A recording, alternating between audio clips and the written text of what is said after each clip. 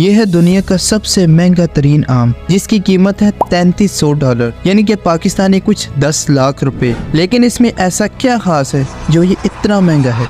दोस्तों, मियाज़ाकी आम असल में जापान से आए थे और इन्हें अपना नाम यानी कि मियाज़ाकी असल में मियाज़ाकी शहर से मिला है, जहां ये बुनियादी तौर पर उगाए जाते हैं और ये शहर रसीले फलों की भरपूर पैदावार की वजह से जाना जाता है। मियाज़ाकी आम एक भरपूर जामुनी रंग के होते हैं और इस फल की बेहतरीन किस्म का वजन 350 ग्राम से लेकर 900 ग्राम के दरमियान तक हो सकता है। इस आम की महंगे होने की वजह इसकी बहुत ज्यादा देखभाल है। इन्हें न सिर्फ इंतहाई गर्म मौसम की जरूरत होती है, बल्कि बहुत ज्यादा बारिश और बहुत ज्यादा सूरज की रोशनी भी जरूरत होती है। और इसी बात को मद्देनजर रखते हुए टेम्परेचर को कंट्रोल करने के लिए आम के दरख्तों ग्रीन हाउसेज में लगाया जाता है। और यही नहीं, बल्कि हर फल के नीचे रिफ्लेक्टर्स रखे जाते हैं ताकि हर एंगल से सूरज की रोशनी इस आम पर पड़े। इस फल की एक और खास बात यह है कि इसे दरख्त से तोड़ा नहीं जाता,